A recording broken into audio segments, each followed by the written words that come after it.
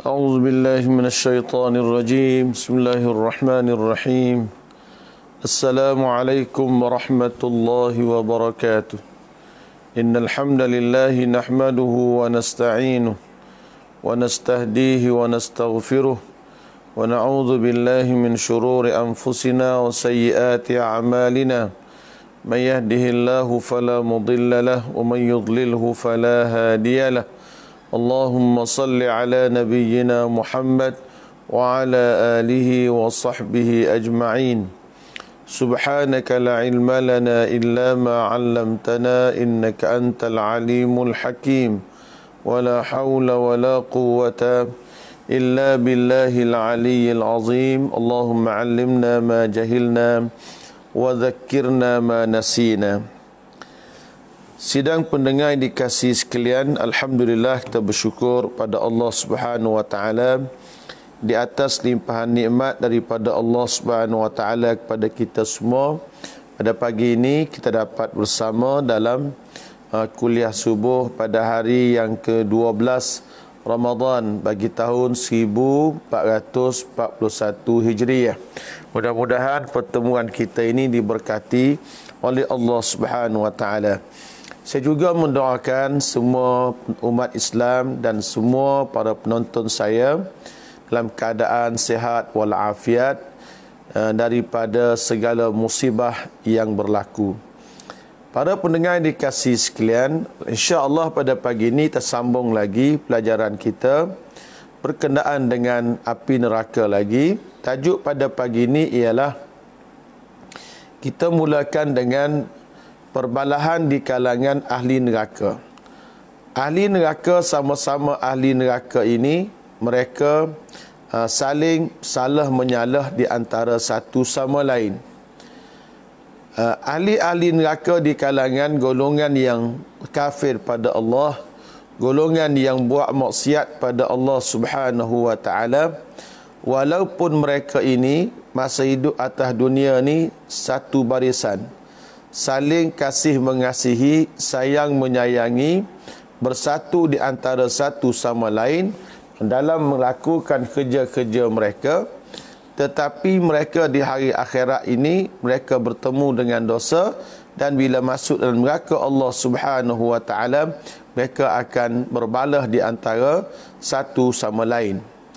Semua persahabatan yang dibina di atas dasar dosa kepada Allah Subhanahu wa taala ataupun tolong menolong kerana dosa kepada Allah Subhanahu wa taala, kerana perseteruan dan perbalahan di hari akhirat kelak, persahabatan yang semacam ini membawa kepada perbalahan dan permusuhan. Ya tuan-tuan semua, walaupun atas dunia ni dia sair dengan baik, dia berkawan dengan baik, tapi tujuan dia untuk buat benda-benda mungkar, maka pada hari akhirat kelak kita bimbang Allah Subhanahu wa taala jadikan persahabatan mereka ni sebenarnya satu permusuhan, satu perbalahan, satu penyesalan, satu kerugian. Jadi apabila dia duduk atas dunia dia buat benda seumpama ini, maka di akhirat sahabat semua mereka ni akan menyesal ya. Baik. Yang pertama di kalangan penduduk neraka ini, dia saling laknat melaknati, salah menyalahkan di antara satu sama lain. Dalam Al-Quran, dalam surah Al-Ankabut, Allah Subhanahu wa taala berfirman, "Tsumma yawmal qiyamati yakfuru ba'dukum bi ba'din wa yal'anu ba'dukum ba'da wa ma'wakumun naru wa ma lakum min nasirin." Allah Subhanahu wa taala kata, kemudian pada hari kiamat saling laknat melaknati setengah mereka dengan setengah yang lain. Maknanya antara penduduk neraka, sama-sama penduduk neraka ni, mereka saling laknat melaknati, kufur mengkufurkan di antara satu sama lain. Walau apapun perbalahan di kalangan penduduk neraka, saling laknat melaknat, cela satu sama lain. Wa ma'wakumun nar. Allah Subhanahu wa taala kata, kesudahan hidup mereka adalah neraka Allah. Jadi masa duduk dalam neraka ni pun tuan-tuan, dia balah lagi sama-sama penduduk neraka ni. Dan Allah Subhanahu wa taala bagi ingatan. Allah Taala kata, "Wa ma lakum min nasirin." Dan tidak adalah bagi kamu ni selain daripada Allah Subhanahu wa ta'alanya sebagai penolong kepada kamu dan pembantu kepada kamu sekalian. Demikian juga dalam neraka Allah Subhanahu wa ta'ala, antara ketua dengan rakyat ini pun akan berbalah dan saling laknat melaknat di antara satu sama lain. Manusia ni berbeza dari segi kekuatan peribadi, dari segi kudrat yang ada pada mereka. Ada orang yang diri dia ni bersifat seorang pemimpin. Ada orang yang diri mereka ni tidak boleh menjadi pemimpin, bahkan dia dipimpin oleh orang lain. Ada orang yang lemah kepribadiannya, dia terkesan dengan perbuatan orang yang lebih kuat. Orang lebih kuat boleh mengheret dia ke mana dia nak pergi, maka dia menjadi pengikut. Di hari akhirat nanti, yang mengikut akan laknat, yang mengikut akan laknat yang ikut tadi. Antara ketua dengan rakyat, kedua-duanya saling laknat melaknati di antara satu sama lain. Sebab itulah sahabat-sahabat sekalian, kita kena tanya orang, bila kita nak ikut orang ni, kita kena tanya, demo nak buat gimana kawan ni? Kemanakah anda nak bawa saya? Ke syurga Allah ataupun ke neraka Allah Subhanahu wa ta'ala? Nak buat gimana? Kalau seorang isteri tanya suami tu, abang buat lagu ni kepada saya ni, abang nak buat gimana saya? Nak bawa saya pergi ke syurga Allah ke? Nak bawa saya pergi ke neraka Allah Subhanahu wa ta'ala? Kalau pemimpin sebuah negeri tengok, tanya dia, wahai kerajaan, nak buat gimana hamba ni? Ke syurga Allah ke neraka Allah? Demikianlah tuan-tuan semua, antara pemimpin dengan rakyat kita kena tanya. Jangan kita duk fikir soal keduniaan saja. Kalau bersama dengan orang ni, kalau boleh piti tak pergi ke mana tuan-tuan semua. Piti tak lihat dia pun kita boleh makan. Sekian lama dah kita hidup atas dunia ni tuan-tuan, kita boleh makan. Ya, kita duk fikir hari ni kita nak pergi mana? Dia mau bawa kawan nak buat gimana? Tuan-tuan selaku seorang ayah, selaku seorang suami, nah, tanya, tengok kepada isteri demo dengan anak-anak demo ni. Demo nak buat gimana dia? Wagi ke syurga ke? Wagi ke neraka Allah Subhanahu wa ta'ala? Begitulah seterusnya. Dalam surah Ibrahim ayat 21, Allah Subhanahu wa ta'ala berfirman, wa barazu lillahi jami'an faqala ad-du'afa'u lilladhina istakbaru inna kunna lakum tab'a fahal antum mughnuna 'anna min 'adzabillahi min syai' qalu law hadana Allahu lahadainakum sawa'un 'alaina ajazi'na am sabarna ma lana min mahis. Apabila semua mereka berada di hadapan Allah Subhanahu wa ta'ala, faqala ad-du'afa'u lilladhina istakbaru, maka yang lemah di kalangan rakyat yang lemah berkatalah kepada yang kuat, yang besar, yang berkuasa, inna kunna lakum taba'an, kami ini sewaktu hidup atas dunia dahulu, kami ini ikuti kamu, kami ikut kamu atas dunia dahulu. Maka hari ini kami masuk neraka Allah Ta'ala. Fahal antum mughnuna 'anna min 'adzabillahi min syai'. Adakah kamu ni boleh menyelamatkan kami, mengkayakan kami daripada azab Allah Subhanahu wa ta'ala, walaupun sedikit daripada sesuatu? Demo jadi ketua dunia dulu, kawan jadi rakyat, kawan ni pula ikut demo heret bagi mana? Hari ni boleh ke tak? Hari ni boleh ke demo selamat kawan daripada azab Allah Subhanahu wa ta'ala? Qalu, jawab para pemimpin, lau hadanallahu lahadainakum, kalaulah Allah Subhanahu wa ta'ala hidayahkan kami, nescayalah kami akan hidayahkan kamu, kami akan tunjuk kamu. Dia menyalahkan. Tapi tuan-tuan, kedua-dua mereka ni apa jadi? Sawa'un alaina ajazi'na am sabarna ma lana min mahis. Allah Subhanahu Wa Taala kata sama saja ya, supaya kalau mu keluh kesah ke, kalau kamu sabar ke, kita dua pada hari ni tak ada apa dah. Kita dua akan masuk neraka Allah Subhanahu Wa Taala. Jadi amat celakalah bagi mana-mana orang yang berketuakan kepada orang yang suka buat kejahatan, orang yang suka membuka segala pintu-pintu kesesatan, orang yang menjadi pemimpin kepada kejahatan, dan celaka jugalah kepada orang yang mengikuti akan perkara-perkara yang celaka ini. Jadi kawan-kawan semua kena tanya. Kalau isteri tanya suami, abang nak pergi mana hamba ni? Ke syurga ke neraka Allah Subhanahu Wa Taala?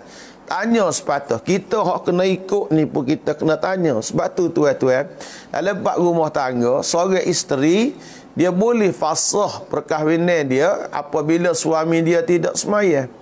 Kerana suami tak semaya ni tuan-tuan, tak boleh bawa bini dia pergi ke syurga Allah Subhanahu Wa Taala. Dia boleh buat permohonan fasah. Bukan soalan orang kita ni masalah duk bergatur dengan duit. Bergatur dengan duit, abang pun nak fasah suami tak bagi nafkah. Suamimu tak semaya tu, itu besar lagi. Kalau mu nak dakwah dia, mu dakwah lah untuk lakimu biar dia semaya. Sebab suami awak tak layak nak bawa awak pergi ke syurga Allah Subhanahu Wa Taala. Cuba lihat kepada kisah satu keluarga di zaman tabi'in dulu, nama dia Sa'id ibn al-Musayyab. Sa'id ibn al-Musayyab ada seorang anak yang perempuan dia comel sungguh anak dia, sehingga ia digilai oleh seorang putera mahkota kerajaan pada masa itu, ya, kerajaan Bani Umayyah.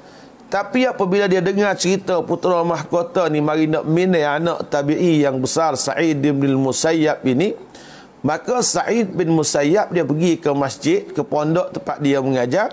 Dia tengok ada satu orang anak murid dia yang paling juruh. Dia tanya budak ni, mu nak nikah ke budak awal? Nak nikah Tok Guru tapi duit tak ada. Tak apalah, nikah dengan anak hamba. Sa'id bin Musayyab rela membenantukan seorang yang juruh, yang baik, walaupun dia miskin, asalkan boleh bawa anak dia pergi ke syurga Allah Subhanahu Wa Taala. Inilah yang disebut pemimpin. Kalau pemimpin negara satu perkara, pemimpin keluarga pun satu perkara, pemimpin masyarakat pula satu perkara.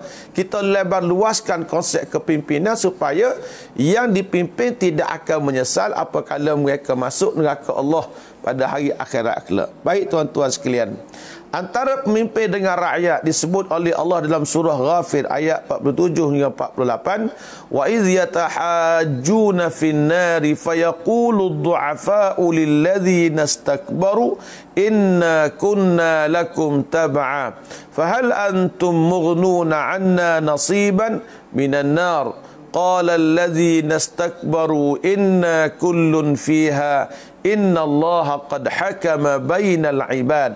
Ketika mana di antara rakyat dengan pemimpin, kedua-dua mereka berhujah, berdebat antara satu sama lain dalam neraka Allah. Lalu berkatalah orang yang lemah kepada orang yang kuat, rakyat kepada pemimpin, inna kunna lakum tab'an, kami hidup dunia dulu, kami ni ikut kamu.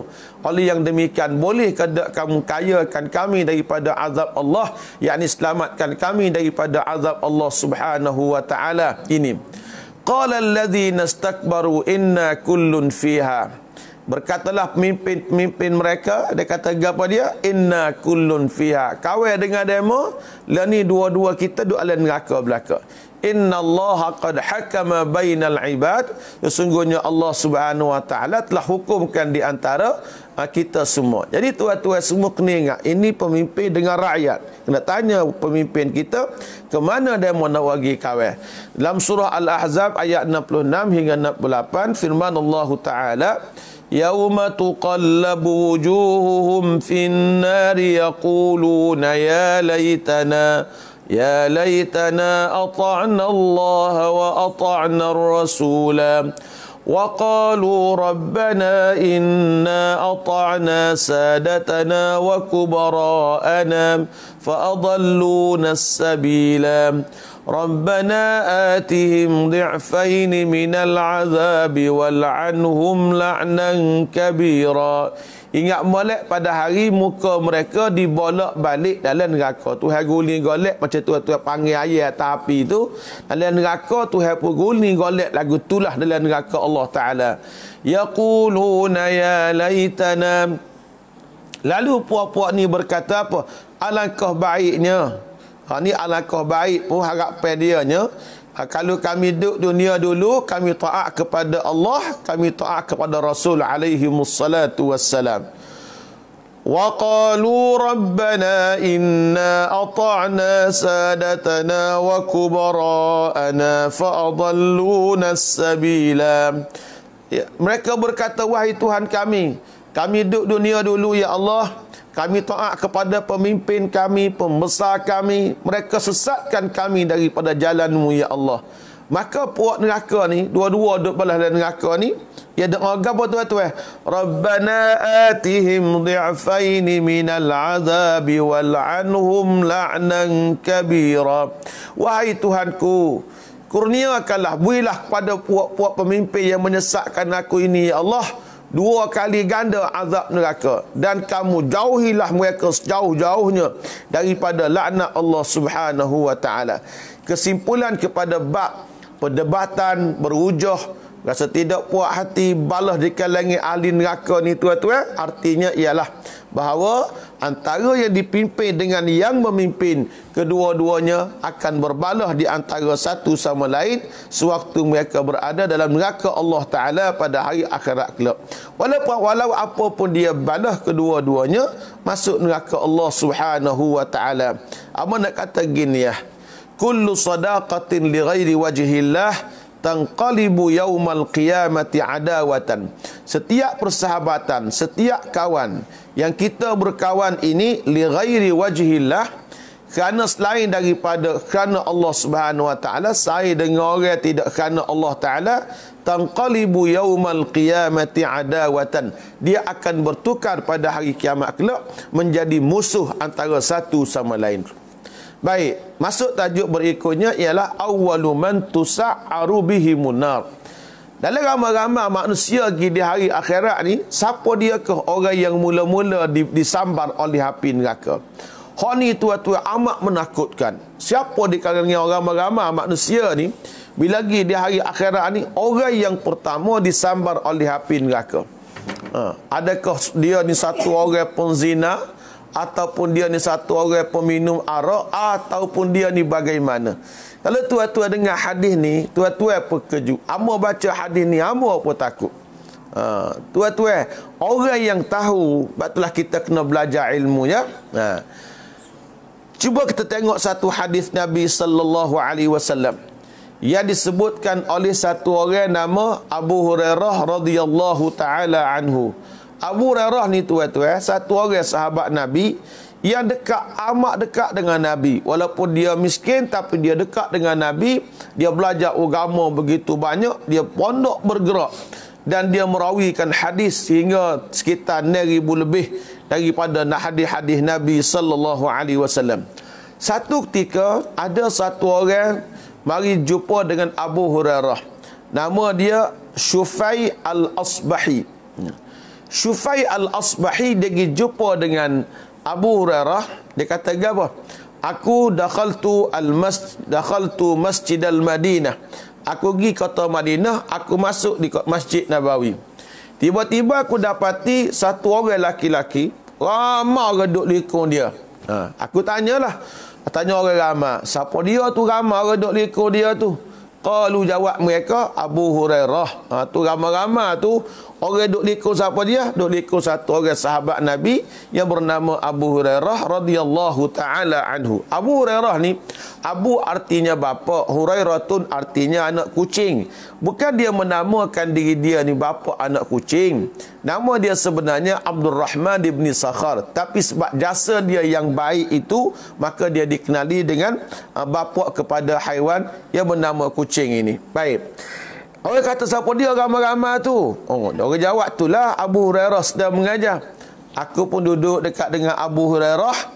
Qa'adtu baina yadai, sehingga aku duduk dekat dengan dia. Siapa duduk depan dia?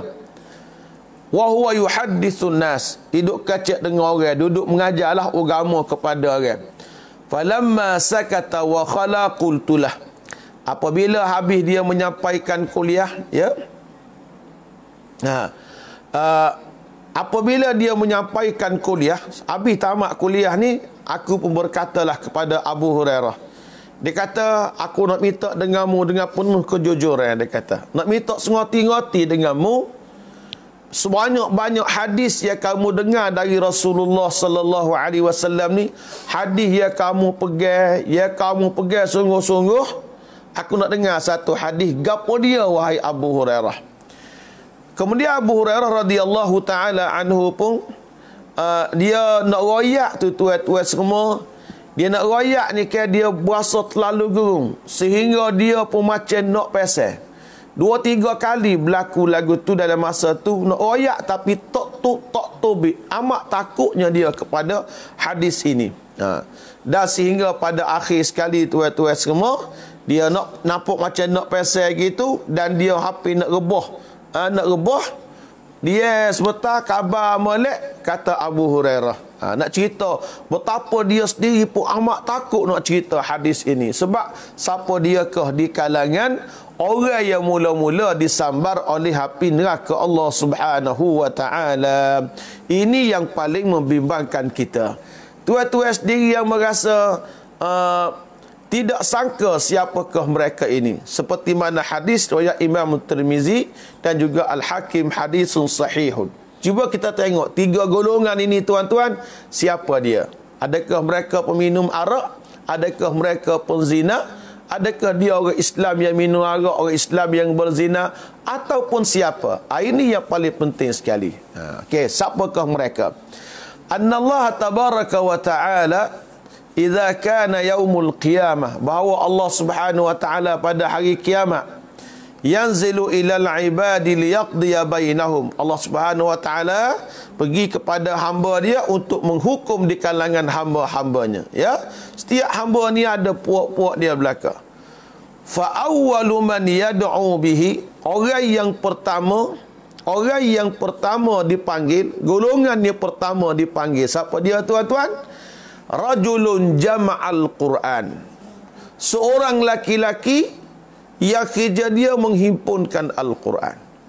Yang kedua, wa rajulun yuqtalu fi sabilillah, laki-laki yang berperang, yang berjuang di jalan Allah Subhanahu wa taala. Yaqtulu fi sabilillah, dia berperang, berjihad di jalan Allah Subhanahu wa taala. Dan yang ketiga, rajulun kathirul mal, orang laki-laki yang banyak harta. 3 jenis manusia.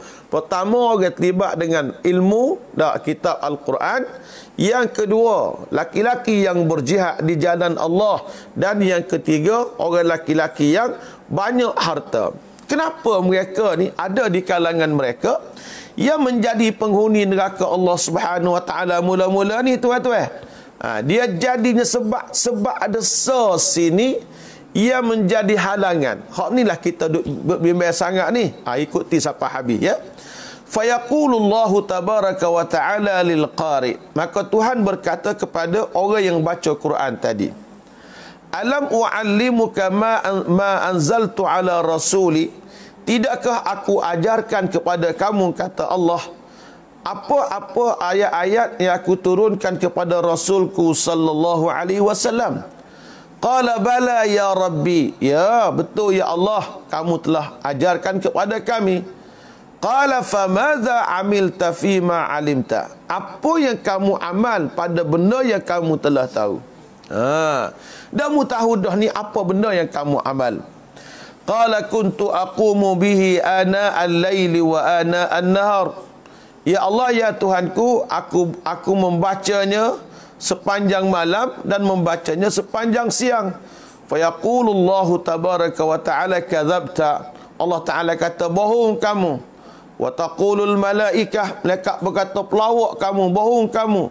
Wa yaqulullah bal aradta ay yuqal fulanun qarib, tetapi Allah Subhanahu wa taala kata membaca sokmo ni, sentiasa baca ni supaya orang kata kepada kamu ni, kamu seorang ahli Al-Quran. Dan memang orang kata kepada kamu demikian, tapi kamu tidak ikhlas dalam kamu beramal dan membaca Al-Quran itu. Maka Tuhan ambil orang ni, Tuhan heret dengan muka dia ke bawah menuju ke neraka Allah, capok masuk neraka. Sebab apa tuan-tuan? Sebab kita baca Quran tidak ikhlas pada Allah Subhanahu wa taala. Itulah kita buat kerja ni benar paling besar sekali, ikhlas pada Allah Subhanahu wa taala. Kita bimbang orang zaman kita ni, termasuklah saya juga mengajar ni pun, bimbang juga takut-takut kita tidak ikhlas pada Allah Subhanahu wa taala. Ikhlaslah benda paling mustahak. Kalau kita buat benda tidak ikhlas, sahabat semua, apa yang kita buat ni tak boleh pahala. Tidak boleh pahala. Dia syarat Allah Ta'ala terima amalan kita ni, Tuhan letak dua syarat. Tuan-tuan kena ingat ya. Islam letakkan dua syarat.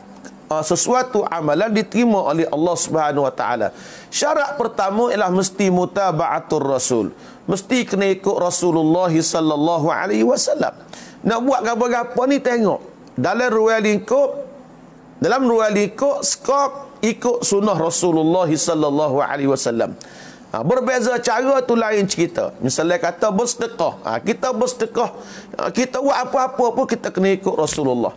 Syarat yang kedua untuk Allah Ta'ala terima amalan kita ni ialah kita kena ikhlaskan kerana Allah Subhanahu Wa Ta'ala. Kalau tak ikhlas kerana Allah, Allah Subhanahu Wa Ta'ala tidak terima apa yang dibuat oleh kita. Hak tu kita bimbang kadang-kadang kita dah bagi sikit sedekah, kita masuk dalam Facebook. Kita bimbang. Boleh jadi kita masuk Facebook nak royak kat orang aku ni buat kerja. Hak ni kita bimbang. Kalau kita niat masuk dalam Facebook, tujuan dia untuk kita buat apa dia ni katakanlah apa-apalah, tujuan kita nak merangsangkan orang untuk buat kebajikan kata. Ni tak apa. Tapi kalaulah kita buat semata-mata untuk mencari kemasyhuran, itu tak boleh. Kita buat nak masuk dalam Facebook, masuk dalam YouTube dan sebagainya, kita buat ni tujuan nak suruh orang ni lahir sifat kasihan belas kepada golongan fuqara, golongan miskin. Hak ni tuan-tuan soal hati dia dengan Allah Subhanahu Wa Taala. Jadi kita buat benda ni, kita kena ingat keikhlasan kita ni dalam kita buat sesuatu kerja.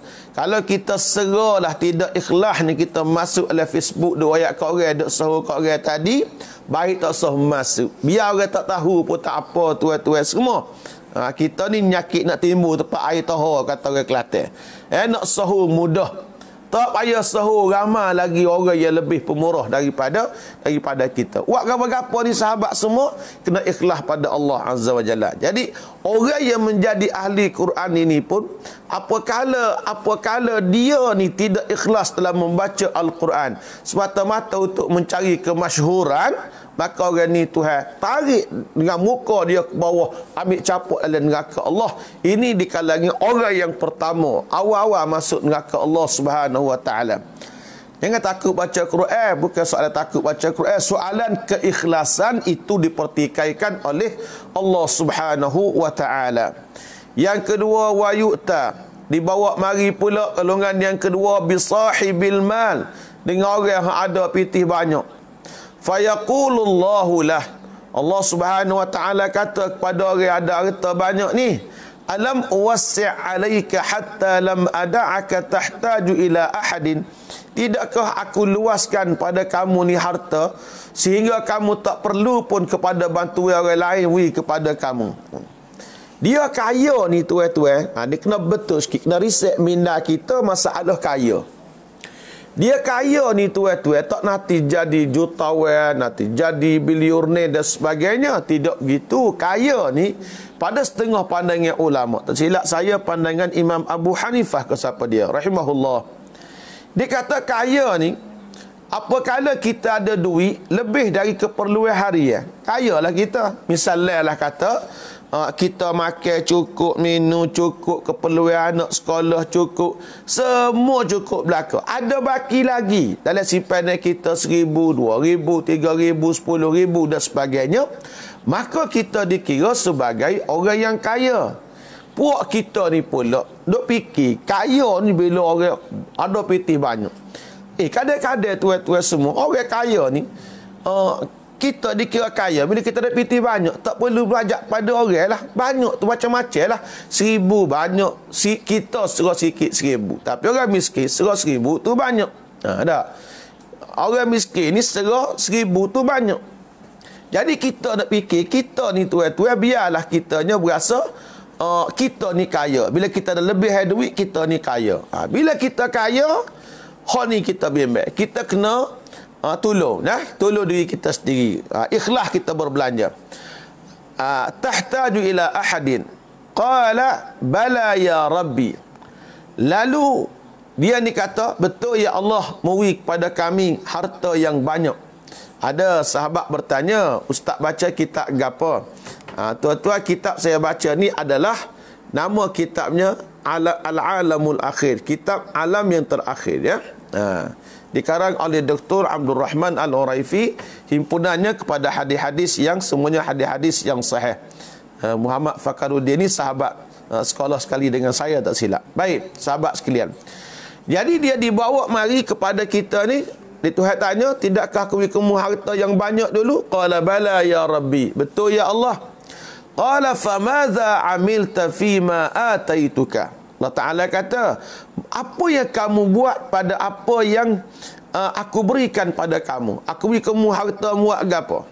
Kuntu, qala, kata dia, kuntu asilur rahima wa atasaddaqu. Ya Allah, harta yang aku ada dulu, ya Allah, aku menghubungkan tali silaturahim dengan orang, aku banyak berinfak, banyak bersedekah. Fayaqulullahu lah, Tuhan kata pada dia, kazabta, belawakmu, dia kata. Wa taqulul malaikatu lahu, malaikat kata belawakmu, kadzabta, tak betulmu. Pasal apa? Mu bagi, mu belanja tu supaya orang katakan kepada kamu, fulanun jawadun, kamu seorang yang pemurah. Kita wi ke orang ni supaya orang kata kita ni seorang yang pemurah. Niat kita tu bukan kerana Allah. Niat kita ni seorang yang pemurah. Seorang kata kita seorang yang pemurah. Ini kita bimbang.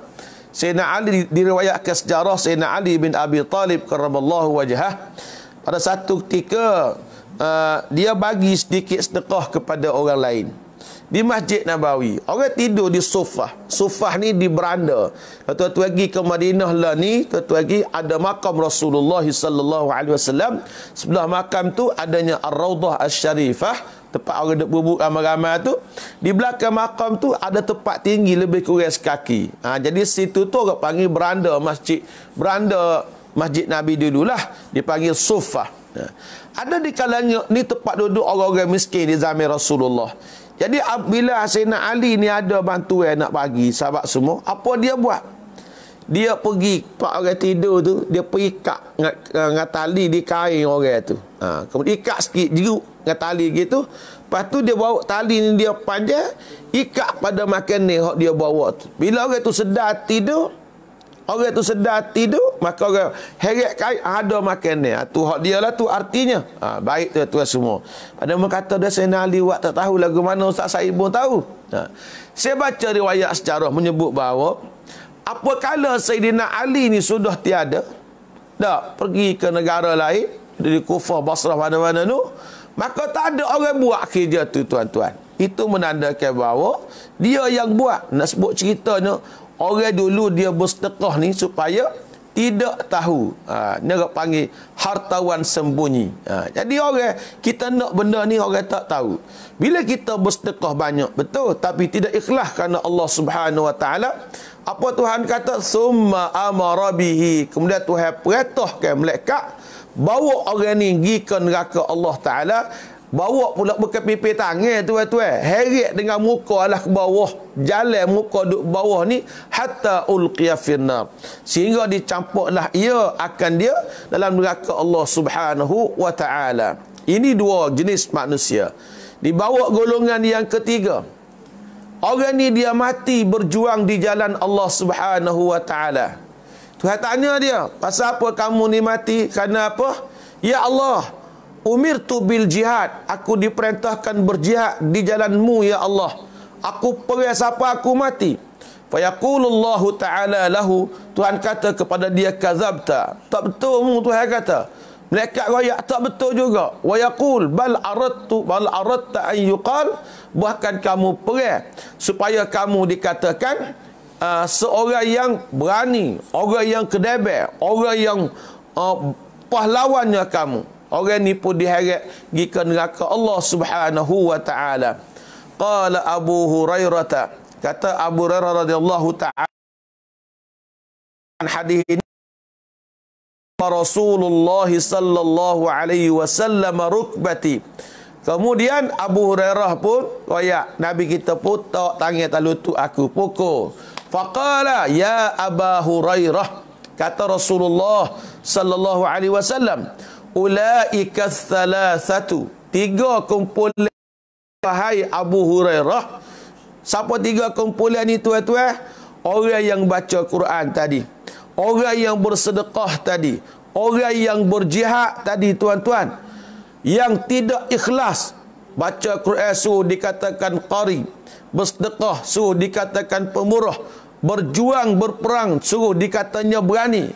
Ulaika thalathatu, tiga kumpulan ini, awwalu khalqillah, antara yang terawal di kalangan makhluk Allah, tusa'aru bihimun naru yaumal qiyamah, disambar dengan api neraka Allah Subhanahu wa taala. Hadis ini kata ulama menunjukkan kepada azamatun niyah, kebesaran niat, kepentingan kita berniat. Jadi oleh yang demikian, kita kena sentiasa murajaah, kena perhatikan akan niat-niat kita ni, dan kita kena muhasabah diri kita sentiasa. Jadi orang yang ikhlas ini tuan-tuan, dia sembunyikan akan kebajikannya sebagaimana dia sembunyikan kejahatannya. Orang ikhlas kepada Allah Subhanahu wa taala, dia susu akan kebaikan dia seperti mana dia susu juga akan kejahatan dia. Ingat, tiga kumpulan ini hanya terhalang kerana keikhlasan. Mudah-mudahan Allah Subhanahu wa taala lindungi kita semua daripada bersifat dengan tidak ikhlas bila kita buat sesuatu perkara. Baik, kita pindah tajuk berikutnya. Beberapa jenis dosa yang Tuhan janji orang ni akan masuk neraka. Ada orang ni sahabat-sahabat sekalian, Tuhan janji ke dia ni dia akan masuk neraka. Buat dosa ni akan masuk neraka. InsyaAllah saya baca sikit hari ni, sambung lagi pada esok hari. Tajuk ni pun tajuk yang sedap juga tuan-tuan semua. Golongan macam manakah tuan-tuan yang mereka ni akan masuk neraka Allah Subhanahu wa taala? Nabi kita sebut dalam hadisnya, Allah Subhanahu wa taala sebut dalam Al-Quran tentang golongan. Siapakah mereka ini? Pertama kata Nabi, orang ni ialah orang yang tidak berlaku adil dalam dia memutuskan hukuman. Allah Subhanahu wa taala ni orang panggil hakim yang tidak adil. Ini masalah tuan-tuan sekalian, hakim yang tidak adil. Allah Subhanahu wa taala menurunkan syariat Allah supaya manusia menikmati keadilan. Allah suruh kita selaku hamba ni berlaku adil kepada semua. Qala ta'ala dalam surah An-Nahl ayat 90, Inna Allah ya'muru bil adli wal ihsan wa ita'i dzil qurba wa yanha 'anil fahsya'i wal munkari wal baghi ya'idzukum la'allakum tadhakkarun. Allah Subhanahu wa taala perintahkan kita supaya kita berlaku adil dan kita berlaku ihsan. Ayat ni sentiasa dibaca oleh para imam dan sebagainya sewaktu khutbah. Mana-mana orang yang diberi kuasa untuk memutuskan sesuatu kes yang berlaku di kalangan manusia, maka dia tidak boleh berlaku zalim dan tak boleh berlaku khianat kepada orang. Dia tidak boleh mengambil rasuah, tak boleh. Dia tak boleh makan hak-hak orang lain. Sebab kalau hakim mengambil rasuah, tidak berlaku keadilan. Kalau hakim makan hak orang lain, dia akan ditanya juga oleh Allah sebab kita khianat kepada orang. Orang yang demikian ini, kata Allah, orang macam ni berhak untuk masuk neraka Allah Subhanahu wa taala. Qala an-nabiy sallallahu alaihi wasallam, Nabi kita bersabda pada hadis riwayat Abu Dawud, hadis yang sahih. Nabi kata, al-qudatu thalathatun. Hakim ni tuan-tuan ada tiga. Qudah ni Qadi ni hakim lah zaman kita ya. Hakim-hakim di mahkamah ni, tuan-tuan sekalian, tu panggil golongan pemutus hukuman. Ada 3 jenis. Nabi kata wahidun fil jannati wathnani fin nari. 2 golongan, 1 golongan masuk syurga, 2 golongan lagi akan masuk neraka Allah Subhanahu wa taala. Fa ammal ladzina fil jannah. Bagaimana hakim yang masuk syurga Allah Subhanahu wa taala? Farajulun arafal haqqa faqada bihi. Seorang hakim yang dia tahu benda tu betul dan dia hukum dengan cara betul tadi. Yang ni tuan-tuan semua boleh masuk syurga Allah Subhanahu wa taala. Wa rajulun arafal haqqa fajara fil hukmi fahuwa finnar. Yang kedua yang masuk neraka Allah Subhanahu wa taala, hakim yang masuk neraka, hakim lagu mana? Dia tahu benda ni betul, fajara fil hukum, dia khianat pada hukuman tadi. Hakim macam ni akan masuk neraka Allah Subhanahu wa taala. Wa rajulun qada lin-nasi ala jahlin fahuwa finnar. Dan yang ketiganya, ini hakim yang masuk neraka daripada 3 ni tuan-tuan, ialah dia tak tahu bagai tu yang sebenarnya macam mana, fahuwa finnari. Maka Nabi kata khani masuk neraka. Jadi ada 3 jenis hakim. Hakim pertama, dia tahu bagai betul, dia hukum dengan cara betul, dia boleh syurga. Hakim yang masuk neraka pertama sekali, hakim yang macam mana? Dia tahu bagai betul tapi dia hukum dengan cara tak betul. Dia khianat pada hukuman.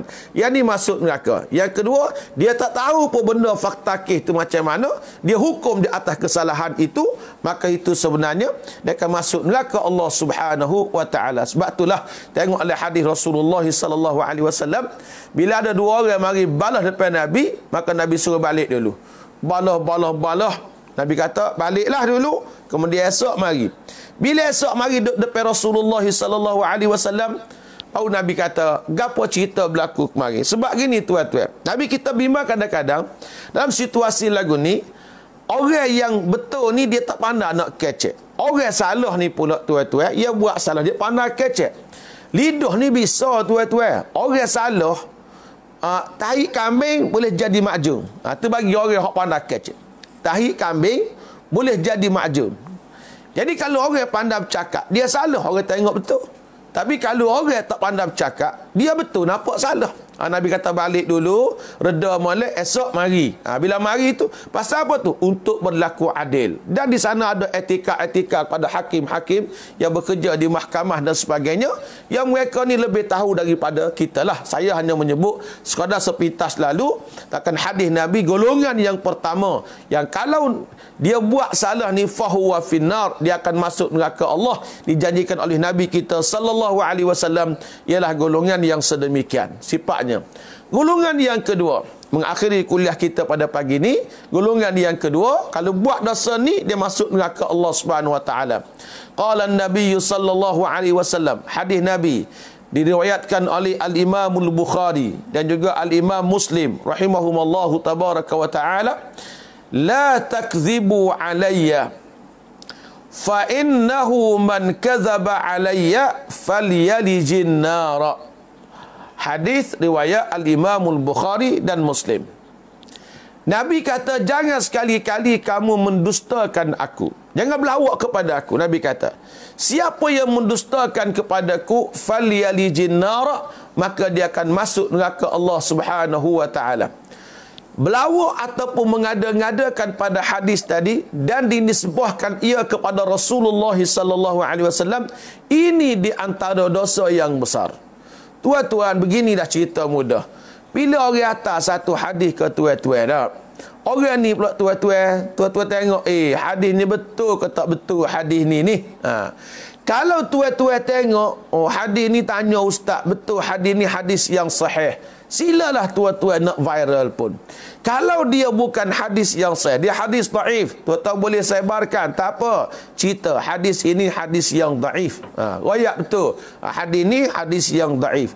Yang maksud hadis ni ialah masuk neraka orang lagu mana? Orang yang kata ini hadis Nabi, Tapi Nabi tak kata pun benda seumpama itu. Banyak sangat hadis-hadis maudhu' dalam masyarakat Melayu yang disebarkan. Kita ni suka forward benda dah. Macam-macam orang forward benda kepada hamba. Tanya, ustaz ni hadis sahih ke tak? Nak suruh kita cerah. Nak cerah ke mana saudara? Moga panjang. Royak mohon pencerahan. Hadis ni gini. Kita nak royak so-so tak mampu juga tuan-tuan. Semua kena ambil sedikit masa untuk selesaikan masalah. Tanyalah ustaz-ustaz mana-mana. Cumanya bagi masa kepada para guru untuk menjawab soalan. Bukan kata tanya ustaz tu tak jawab soalan ni. Tuan-tuan, ustaz nak jawab dia takut. Dia takut hadis ni lagu mana. Imam Malik, tak silap saya Imam Malik radhiyallahu taala anhu. Imam Malik ni kawan-kawan, orang wika dia 50 masalah. Dia hanya jawab 30 paling banyak. 20 lagi wallahu alam. Sebab takut salah jawab. Dia kalau ustaz jawab belaka tu tuan-tuan semua, tu ustaz tu dia tak sekat tu sudahlah. Nak kata berat, malah nak katalah. Kalau kita serah tak cerak, jangan jawab. Deh. Lah ni gagal isu misalnya dek cara ke ada ustaz dia royak ke masalah maya witir. Witir dia kata witir ni serakaat, 2 rakaat dia panggil asy-syaf'u. Syaf'u ni maknanya maya genak. Dia kata demo ni salah lama dah, dia kata. Demo ni salah lama dah semaya. 2 rakaat demo niat witir juga. Tuan-tuan bukalah kitab fiqh. Tanya tengok kitab fiqh lagu mana. Bila orang cek, ada ulama bahas masalah ni, di antaranya Al-Imam An-Nawawi rahimahullah. Dalam kitab Majmu' dia sebut apa dia?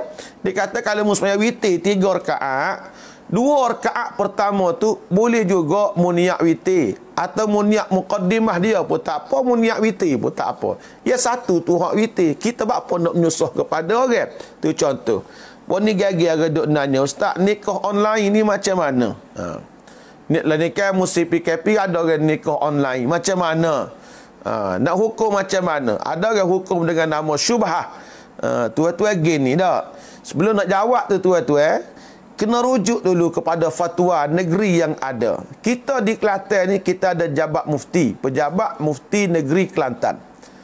Pertama, benda-benda isu baru gini, sebelum kita nak jawab kepada pendengar, untuk tidak menimbulkan keresahan kepada pendengar dengan soalan baru, yang pertama ustaz kena mendapat pencerahan daripada pejabat mufti. Mungkin di sana sudah ada kertas yang sudah pun dibahaskan di kalangan ulama-ulama kita. Bila pencerahan kita boleh, barulah kita boleh royak hukum kepada orang. Jangan kita jadi mufti sendiri tuan-tuan. Dia ada, benda ni ada. Orang bagi tanya di rumah saya, hamba ni ustaz anak kita nikah online. Ustaz ni kata nikah ni adalah syubhah. Jadi hamba tak silah benda lagu ni. Kata gini abang, hari buka jabat mufti ni abang pergi jabat mufti abang tanyalah. Kajian latih satu orang dalam negeri ke undang-undang tubuh negeri Kelantan ni, mesti setiap negeri Kelantan ni ada satu orang mufti. Mufti ni dia akan kaji masalah. Dia tak mampu soalan. Dia ada kumpulan jemaah ulama dia untuk menjawab soalan. Kalau kita jawab soalan benda yang kita tak ada gambaran yang betul, jawab kepada orang, itu menjadi masalah. Menjadi masalah tuan-tuan semua. Kita kena serah kepada pihak berkuasa pada masalah-masalah baru, sebab dia menimbulkan kekesahan kepada orang ramai. Kalau masalah baru, amba tidak akan jawab. Sehingga amba tanya dulu, benda ni boleh ke? Benda ni tak boleh. Samalah apa saja pun tuan-tuan sekalian. Lebih-lebih lagi masalah hadis Nabi yang banyak, beratus-ratus ribu hadis Nabi ni. Kalau kita nak sebar kepada orang, kita beringat dulu, ustaz, hadis ni sahih ke tidak sahih ustaz? Macam mana ni hadis ni? Kita pun tengok dalam kitab. Dalam kitab riwayat Imam Bukhari-nya, hadis ni maksud dia lagu ni. Ada ulama hukumkan hadis ini dengan nama hadisun sahihun. Lah ni tuan-tuan, kalau orang pandai internet kan, amat mudah untuk mencari. Tuan-tuan tulis je perkataan hadis Nabi, gapo nak tulis tu, tuan-tuan apungkan dia di pasaran internet tu tuan-tuan. Mari macam-macam jawapan dia. Islam online, kajiannya, majmuk ahli hadis yang jawab begini semua sekali. Macam-macam pandangan. Kalau semua ni kata, oh ni hadisul sahih, oh ni hadisun hasan dan sebagainya, maka hadis ni, oh ustaz, kamu tak reti bahasa Arab, kamu ngajilah bahasa Arab, ataupun tanya pada orang yang pandai bahasa Arab, agar kita tidak menyebarkan sesuatu yang tidak betul. Kena pastikan kebenaran dia tu tuan-tuan semua, barulah kita boleh sebarkan. Lepas tu kita ustaz ni pun kita takut juga nak mengajar.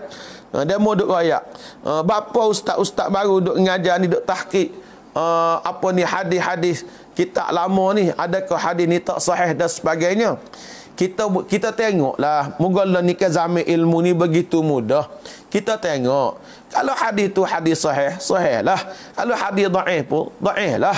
Kalau mungkin hadis ni setengah ulama kata maudhu', setengah ulama kata hadis ni hadis yang dhaif, kita boleh hukum dhaif pada pandangan orang ni, maudhu' pada pandangan orang ni. Cuba kita rujuk biar puas hati molek. Ilmu-ilmu ni ada sumbernya tuan-tuan semua dak. Ada satu orang dia komen pada saya. Dia kata, ustaz, mana boleh percaya kepada internet ni? Gini tuan-tuan.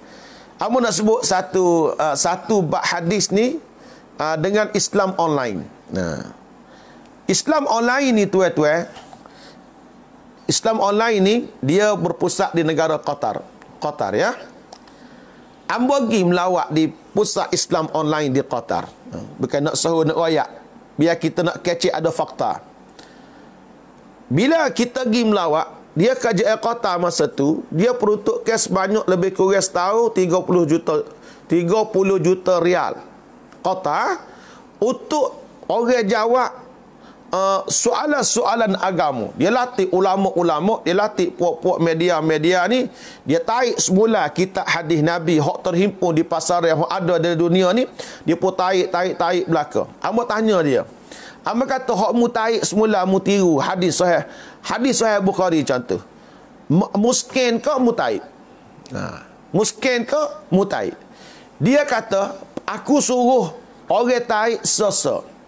Dia aku sama, dia cabar hamba. Dia kata, kalau mu tengok dalam web aku tu hadis Nabi, kalau ada baris salah sa ataupun salah sa perkataan, dalam 1000 kalau ada salah sa, mu ayat kepada aku.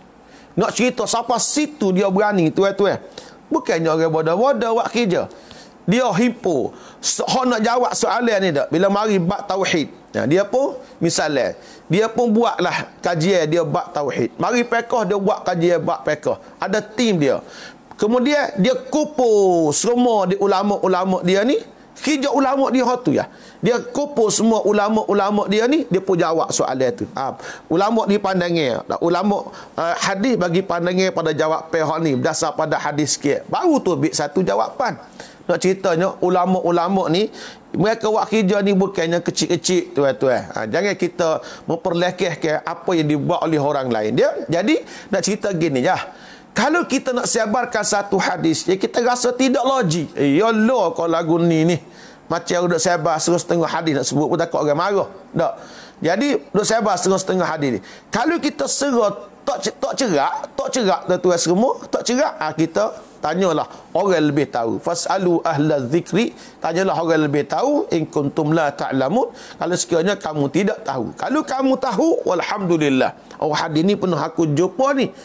Ni ataupun rujuk pada ustaz lah, cari ustaz, cuba tengok sikit hadis ni macam mana, ada masa sikit sehari dua ustaz wi kepada kita. Jadi alhamdulillah tuan-tuan, dunia terlalu mudah untuk kita berhubung. Kita bimbang takut-takut masuk oleh hadis ni, man kadzaba alayya muta'ammidan falyatabawwa maq'adahu minan nar. Siapa dia pelawak kepada aku dengan sengaja, dia kata aku ni Nabi kata, walaupun Nabi tak kata, falyatabawwa maq'adahu minan nar, maka hendaklah ia sediakan tempat duduknya dalam neraka Allah Subhanahu wa taala. Itu dua golongan ya. Jadi kawan-kawanku dikasihi sekalian, alhamdulillah pada pagi ini kita belajar beberapa perkara. Yang mengakhiri bicara saya golongkan sedikit. Pertama, ahli neraka sama-sama ahli neraka, mereka akan berbalah satu sama lain mendakwa kenapa kamu sesatkan kami, aku pengikutmu dan sebagainya. Yang kedua, 3 golongan yang mula-mula disambar oleh api neraka Allah Subhanahu wa taala, iaitu yang tidak ikhlas dalam buat kerja-kerja ibadah dia pada Allah, walaupun dia baca Quran, walaupun dia bersedekah, walaupun dia berperang, tapi tidak ikhlas kerana Allah. Dan yang ketiga saya bacanya ialah dosa-dosa yang kalau dibuat mereka dijamin oleh Allah untuk masuk neraka. Pertama sekali, hakim yang khianat dalam menghukum manusia. Dan yang kedua paginya ialah berkenaan dengan orang yang mendustakan Nabi kita sallallahu alaihi wasallam. Insya-Allah hadis berkenaan dengan dosa-dosa yang dijanjikan oleh Allah masuk neraka kalau orang ni buat ni, kita sambung lagi pada esok hari insya-Allah tabaraka wa taala. Mudah-mudahan kuliah saya bermanfaat untuk tuan-tuan dan puan-puan yang dikasihi sekalian. Sharelah bersama rakan-rakan, mudah-mudahan tuan-tuan juga mendapat pahala di atas sebaran dakwah kepada semua sahabat-sahabat yang dikasihi semua.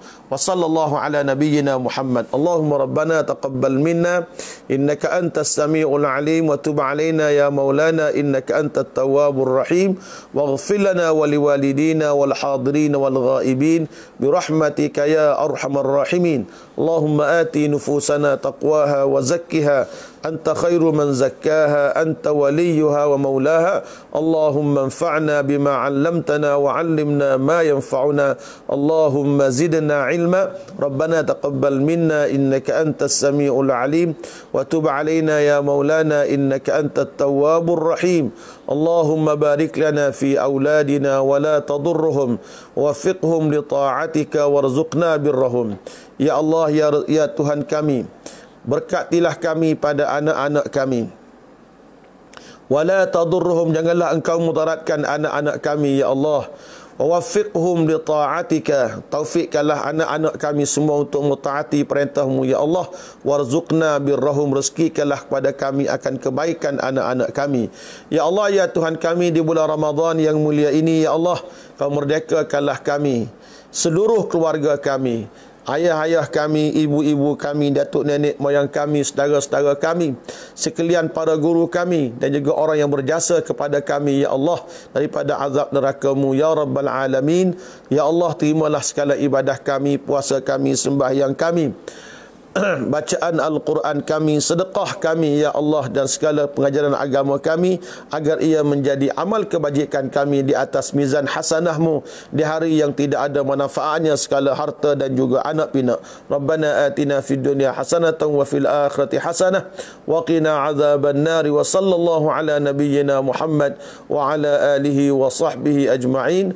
Wa akhiru da'wana anil hamdulillahi rabbil alamin. Wassalamu alaikum warahmatullahi wabarakatuh.